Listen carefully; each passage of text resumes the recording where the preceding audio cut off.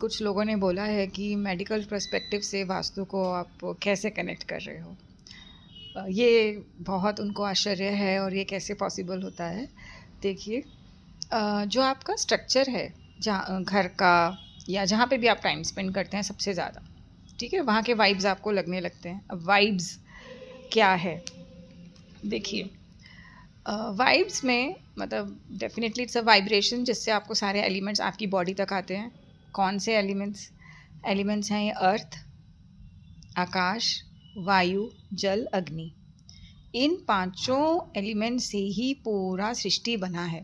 पूरा का पूरा सृष्टि में कुछ भी है आप सोच के देखिए, इन पांचों एलिमेंट से ही बना है, ये ही सिर्फ बेस है। इसी तरह हमारी आत्मा का वास जिस स्ट्रक्चर में शरीर में होता है, ये भी इन्हीं तत्वों से बना है। इसको आप समझते हैं? तो जब आपके अंदर का जो भी वायु, अग्नि,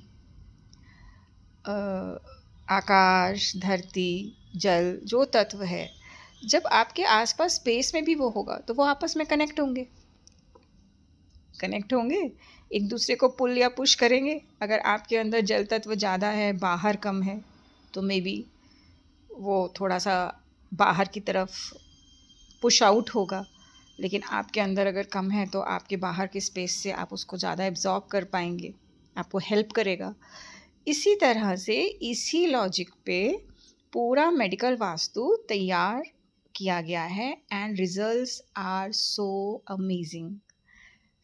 डेफिनेटली बनाने वाले ने सोचा नहीं होगा कि इतना एग्जैक्ट मैच होगा, बट रिजल्ट्स जो फाइंडिंग्स हैं बहुत अच्छे हैं। And how it helps in medical, अगर आपको कुछ बीमारी हो चुकी है तो देखिए, बीमारी एक मैनिफेस्टेशन है, वो हो चुकी है, ठीक है।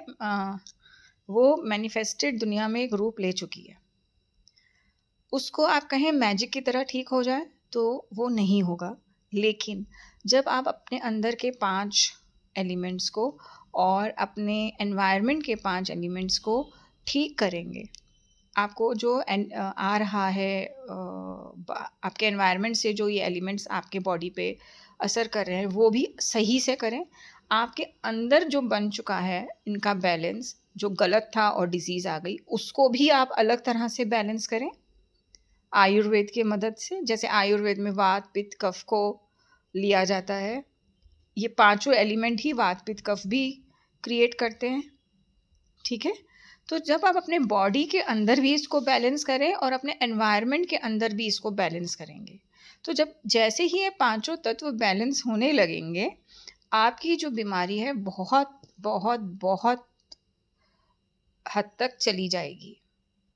हाँ, अब आप खुद ही सोच सकते हैं कि अगर कोई बीमारी 10 साल 15 साल से है, वो कंफर्ट लेवल पे आएगी।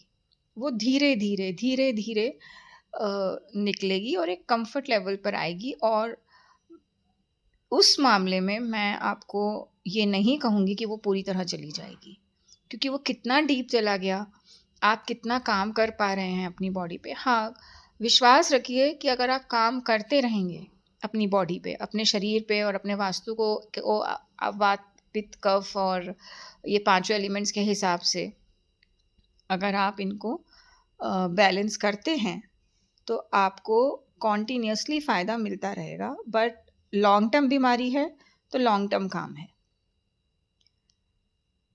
So this is the base of medical vastu and I hope आपको अच्छा लगा होगा, लॉजिकल लगा होगा एंड सीरियसली रिजल्ट्स बहुत सही हैं।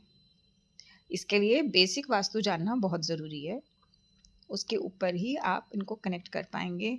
शरीर का वात, पित्त, कफ, हर ऑर्गन एलिमेंट का अलग अलग जगह आपके घर के वास्तु में है।